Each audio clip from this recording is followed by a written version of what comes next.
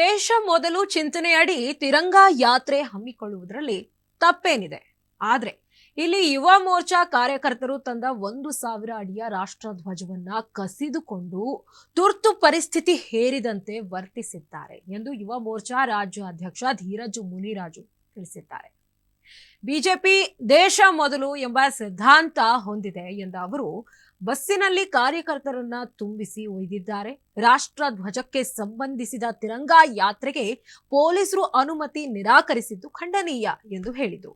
ಪ್ರಜಾಪ್ರಭುತ್ವದ ದೇವಾಲಯ ವಿಧಾನಸೌಧದಲ್ಲಿ ಪಾಕಿಸ್ತಾನ್ ಜಿಂದಾಬಾದ್ ಘೋಷಣೆ ಕೂಗ್ತಾರೆ, ಬಳಿಕ ಬಾಂಬ್ ಸ್ಫೋಟವೂ ಆಗಿದೆ ಎಂದು ಅವರು ವಿವರಿಸಿದರು. ಪೊಲೀಸರ ಈ ದೌರ್ಜನ್ಯ ಅತ್ಯಂತ ಖಂಡನಾರ್ಹ ಎಂದು ಅವರು ಆಕ್ಷೇಪ ಸೂಚಿಸಿದರು.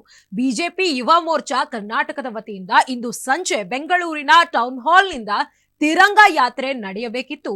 ಆದರೆ ಯುವ ಮೋರ್ಚಾ ಕಾರ್ಯಕರ್ತರು ರಾಷ್ಟ್ರ ಧ್ವಜವನ್ನ ಬಿಡಿಸಲು ಅವಕಾಶ ಕೊಡದೆ ಲಾಠಿ ಚಾರ್ಜ್ ಮಾಡಿದ್ದಾರೆ ಎಂದು ತೀವ್ರವಾಗಿ ಖಂಡಿಸಿದ್ದಾರೆ.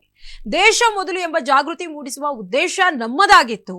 ನಾವು ಯಾರಿಗೂ ತೊಂದರೆ ಮಾಡಿಲ್ಲ, ಆದ್ರೂ ಪೊಲೀಸರು ದೌರ್ಜನ್ಯ ಮಾಡಿದ್ದಾರೆ ಎಂದು ಟೀಕಿಸಿದರು. ಪಾಕಿಸ್ತಾನ್ ಜಿಂದಾಬಾದ್ ಕೂಗಿದವರನ್ನ ಕೂಡಲೇ ಬಂಧಿಸಿ, ಇಲ್ಲವಾದ್ರೆ ಸರ್ಕಾರ ರಾಜೀನಾಮೆ ಕೊಡಬೇಕು ಎಂದು ಅವರು ಆಗ್ರಹಿಸಿದ್ದಾರೆ. ಈ ಸಂದರ್ಭದಲ್ಲಿ ಬಿಜೆಪಿ ರಾಜ್ಯ ಪ್ರಧಾನ ಕಾರ್ಯದರ್ಶಿ ನಂದೀಶ್ ರೆಡ್ಡಿ, ಯುವ ಮೋರ್ಚಾ ರಾಜ್ಯ ಅಧ್ಯಕ್ಷ ಧೀರಜ್ ಮುನಿರಾಜು, ಶಾಸಕ ಕೆಸಿ ರಾಮಮೂರ್ತಿ, ಬೆಂಗಳೂರು ಉತ್ತರ ಜಿಲ್ಲಾಧ್ಯಕ್ಷ ಹರೀಶ್, ಕೇಂದ್ರ ಜಿಲ್ಲಾಧ್ಯಕ್ಷ ಸಪ್ತಗಿರಿಗೌಡ ಮತ್ತು ಪಕ್ಷದ ಮುಖಂಡರು, ಯುವ ಮೋರ್ಚಾ ಮುಖಂಡರು, ಕಾರ್ಯಕರ್ತರು ಉಪಸ್ಥಿತರಿದ್ದರು.